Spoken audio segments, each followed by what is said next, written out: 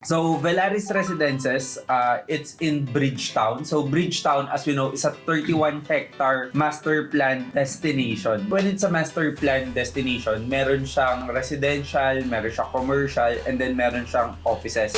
PEZA accredited buildings is actually attractive to foreign investors because it has tax benefits and, of course, government incentives. A lot of the people in the villages around it, the exclusive villages, are also investing in the Velaris because they could see that it's actually a very nice project. Para sa akin, it's a very underrated corridor. Trying to consider medyo yung C5 area is good investment. So there would be a demand, I guess, for a halfway home. Transit-oriented siya kasi meron ginagawa currently, which is yung PAREX, Pasig River Expressway. So yung PAREX kasi, siya yung nag-establish ng direct connection between western cities and eastern cities. Magiging mas accessible siya lalo.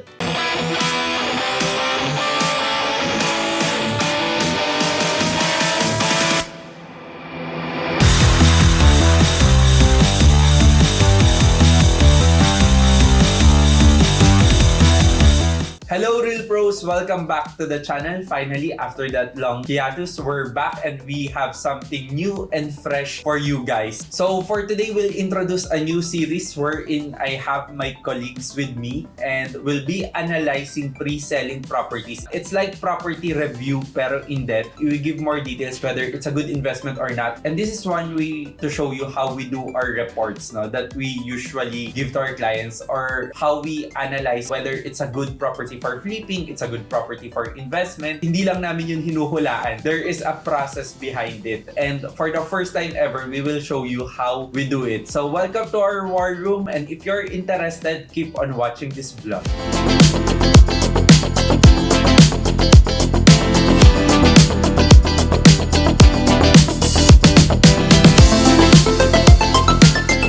So good afternoon. So for today, we'll talk about one of the luxurious investment in the Philippines now. So we'll talk about in detail and we'll debate whether it's a good investment or not. We'll talk about the features and the fundamental analysis for Velaris Residences. So we featured Velaris before as an investment. We featured it as a very luxurious property. So we have that in the previous vlog. Pero now we'll have to talk about it in detail, like the fundamental analysis of Velaris. Why is it not a good investment? So Velaris Residences, it's in Bridgetowne. So Bridgetowne, as we know, is a 31-hectare master plan destination. When it's a master plan destination, meron siyang residential, meron siyang commercial, and then meron siyang offices. Now, the offices are PEZA accredited. So what exactly is PEZA accredited? Means, okay. And what does it mean? Bakit gumaganda yung investment when it's PEZA accredited? Okay, PEZA accredited buildings is actually attractive to foreign investors because it has tax benefits and, of course, government incentives. Okay, so therefore they would prefer PEZA investment because they save more money, no? In terms of, especially they have bigger operations. That's one. And of course, because they prefer to have their office, let's say for example, in Bridgetowne, a lot of the expat would rather live there as well, diba? Since may residential area naman and then may commercial area naman, which is medyo malaki. Speaking of Velaris Residences, in terms of distance, no, it's 9 kilometers from Makati, 8 kilometers from Taguig, 6 kilometers from Quezon City, and 3 kilometers from Ortigas Center. So is this really an agglomerated property, or is this really near the business district? Do you think the distance going to like these key cities will become a hindrance to the investment?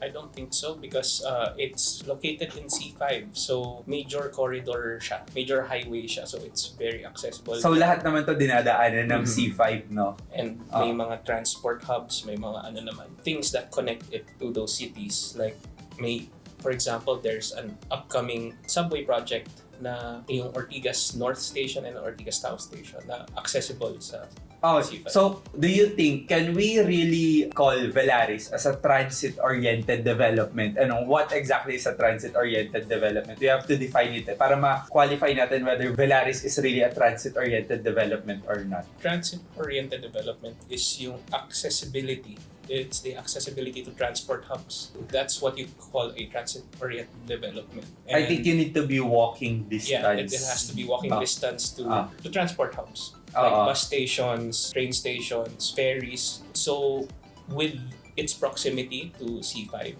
which has a lot of transport. Pero like, in this case, is Velaris really like transport-oriented development? Is it really walking distance to these transportation hubs? Of course, we know that like the subway station from Makati and North, from Ortigas North and Ortigas South, hindi siya masyadong walking distance compared to Capital Commons or compared to Grand Vidore Ortigas. So, ano yung pinaka-transportation niya? Kasi sabi ng mga clients, no, nung kinakausap ko, sabi nila, ay, okay, if you live in Velaris pala, you need a parking slot kasi you need a car. So, we have to know whether that's true or not. Can we really consider Velaris as a transit-oriented development? Yes, because it's connected to park links, and when you go out of park links, there's already bus terminals. Mostly Eastwood area, no? And these buses go to like Antipolo, to Makati, technically everywhere. BGC, actually. These are parang high quality buses parang yung mga BGC bus or something like that. Ganun na yung itsura ng buses ngayon. Plus, those buses will connect you to the subway naman. So, you'll just have to transfer. I think sa ibang bansa rin naman, like in the UK, you transfer hindi naman siya parang point to point talaga. Eventually, like, you ride one bus and then you ride another train going to a station. Ganon. Marco, you're saying something. Additional lang din, so transit-oriented siya kasi meron ginagawa currently, which is yung PAREX, Pasig River Expressway, and ang target completion niya is by 2025. So yung PAREX kasi, siya yung nag-establish ng direct connection between western cities and eastern cities. Magiging mas accessible siya lalo. Plus walang traffic, no?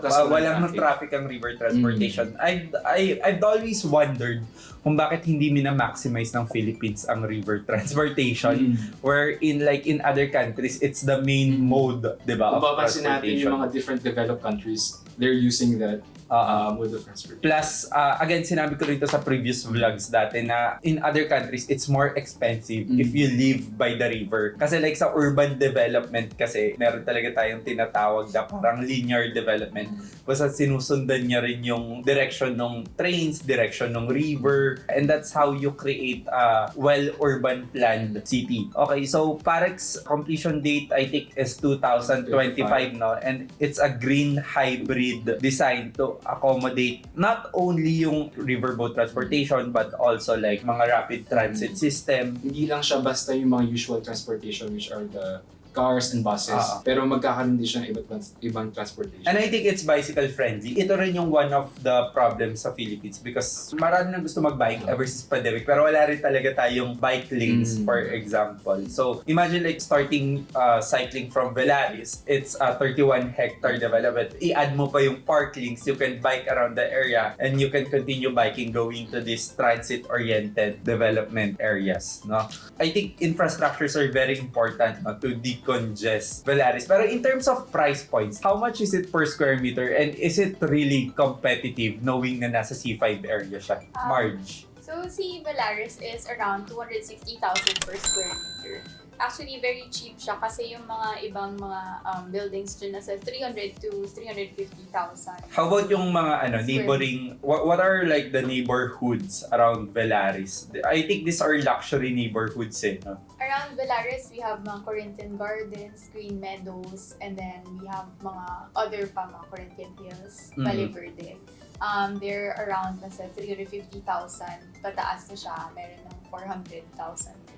Depende on the cut of the lot, no? So actually, hindi alam ng mga tao na parang the rich population in the Philippines, they don't actually live in the central business district, but rather sa mga outskirts sa CBD, no? So, which are very expensive residential. Ako like, I want a house in Metro Manila. I would prefer Green Meadows, but it's very expensive. So, Velaris could possibly be an alternative, no? Let's talk about one of the hot issues today, no? In this fundamental report, sabi nila that the recent victory of Ferdinand Marcos Jr. in the presidential election may prove to have a positive impact in the Philippine real estate market. Opinions on this, without being too political, no? It is justified the presidency of Marcos would have continuity after the Duterte administration, and we can't deny the fact that the Duterte administration, tumaas rin naman talaga yung property prices. Hindi naman naman bumaba yung real estate property prices. But real estate works that way. Like, whether whoever is the president, it's an asset that will go up at this price points, pero we don't know how much more. So, how do we justify here na as per prediction, there is a positive impact in the Philippine real estate market? Isang factor kung bakit pwede natin masabi na yung recent na pagkapanalo ni Ferdinand Marcos Jr. is yung sa pag-continue ng POGO. Kasi alam naman natin na yung POGO is malaki talaga yung contribution sa pag-develop ng real estate natin. Right. So sometimes it could be a good thing rin, especially kahit na minsan speculated yung price in terms of like the office spaces, the number of employees, in terms of increasing the occupancy rate and lowering the vacancy rate. POGO really plays a big part. And I think with the win of Ferdinand Marcos, POGO will continue to operate in the Philippines. No? Hopefully, mas regulated lang sila kasi sabi nila hindi raw sila nagbabayad ng taxes. So I think that's about it for fundamental analysis. I'd like to hear your opinion, no? In terms of like Velaris as a good investment. Now, after we reviewed yung mga fundamental analysis niya, what's your rating whether Velaris is a good investment or not? And why do you think so, no? Okay, so Airon, from 1 to 10, give me your rating and justify. In my opinion, it's an 8. 8, okay, sige. 8 out of 10. Okay, so generally, gusto ko siyang investment. Okay, so why? Yung C5 corridor is a very progressive development area. Like a lot of the development areas there, tulad ng yung The Grove, yung Ortigas East, Parklinks, they're all very progressive na township developments. They're very environmentally conscious. Para sa akin, it's a very underrated corridor. Right. Kasi everybody is in EDSA, everybody's focusing on EDSA. So, yung trying to consider medyo yung C5 area is good investment, especially with a lot of people then are moving eastward sa Cainta, sa Antipolo. So there would be a demand, I guess, for a halfway home, I guess, na going and to the I think for districts. a newer environment then wherein it's not polluted, it's not that crowded, there's more open spaces. So ito talaga yung pinaka-selling point nila. Okay, so 8 for you. Marge, what is your rating, Velaris? 1 to 10, and why is it not a good investment? So it's an 8.5 for me. Medyo mataas siya kasi it's a very nice project and it's also by Hong Kong land. I like Robinson's land a lot, but I like Hong Kong land a lot more. Also, of course, I have seen the model units and everything. The finishes are really nice, and also a lot of the people in the villages around it, the exclusive villages, are also investing in the Velaris because they could see that it's actually a very nice project. And plus, it's very traffic in C5, and they actually made a way for all the townships in that area to be interconnected.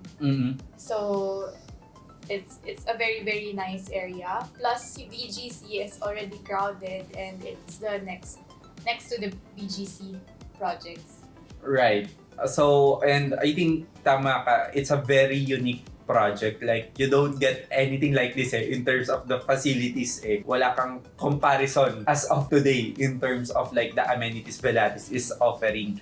And also, I think in terms of like the Bridgetowne parties, newer developments, BGC is nice. Okay, BGC, it's probably the nicest township as of the moment. Pero we can say it's a perfect development. Kasi makikita nyo, medyo makitid yung streets. Kaya ang ginawa nila, there's a lot of one-way traffic flow. And nag-iiba lagi yung traffic flow because nga, hindi nila in-expect na ganun karami yung crowd dito sa master plan. So I think like with newer developments, they're trying to correct the master planning.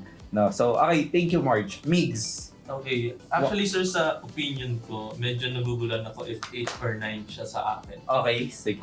Kasi yung area na to and yung location na to is hindi pa siya totally developed. Right. So mataas pa yung chances ng pag-appreciate niya. And then of course yung mga infrastructure projects around ng location. So I think yung dalawang yun yung malaking part pagkakaroon ng capital appreciation. So there is still a good opportunity, no, for this project. Okay, Mark. Okay, sige. Marco. For me kasi, as a future real estate investor, kailangan mo din tignan yung location, usability, aesthetic and technology, and also accessibility ng isang property. Sa accessibility, alam naman natin, for example, yung sa Parex and yung sa mga subway na ginagawa, which is very accessible. And kung sa technology naman, makikita natin yung premium finishing accents na may stylings ng Hong Kong, upper class end sa unit natin sa Velaris. Right. So, in terms of accessibility and also aesthetic, wala na tayong masasabi. So, for me, 9 out of 10 ang Velaris. 9 out of 10. Okay. Thank you, Marco. So, ako, I agree sa lahat ng sinabi nyo, the good and the bad, but mostly wala naman kayong bad na sinabi about the property. No, but we're very transparent here sa Real Pro in terms of your opinion. No? For me, I'd like to give Velaris a 9 for now because there's one factor which is competition. You'll have to take into consideration the neighboring properties. As of the moment, Velaris it's not the most expensive. Park Links by Ayala is the most expensive, and then Lattice is a bit more expensive than Velaris. So I can't say Velaris is the most expensive.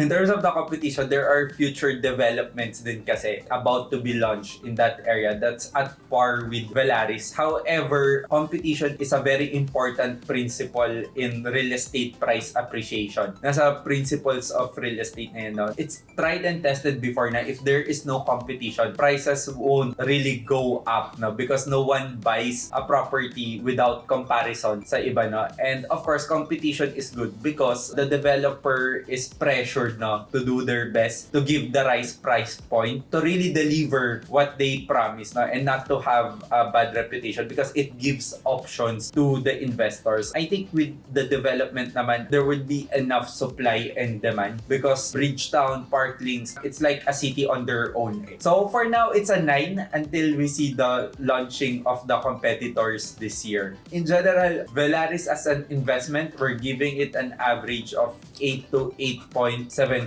Okay, Real Pro, so I hope you enjoyed that, showing you how we do reports, how we generate reports that we give to our clients. But of course, full reports are exclusively for our clients, no? And full evaluation of the property. This is just parang a taste kung paano namin siya ginagawa. But for our exclusive clients, we are very transparent and we give our full analysis to them. But we'll do a lot of videos, so this is our new property review format. So I'll bring you like behind the scene every time we analyze a property. And if you have a property in mind or if you have a property request, please comment it down below and we'll analyze it for you. So as of the moment, we analyze pre-selling properties for us to understand the future benefits in investing in this property. So if you're interested to invest, don't forget to connect with us. Don't forget to like, subscribe, and comment your property requests below. This is Richard C., your real property expert, and I'll see you next time. Bye.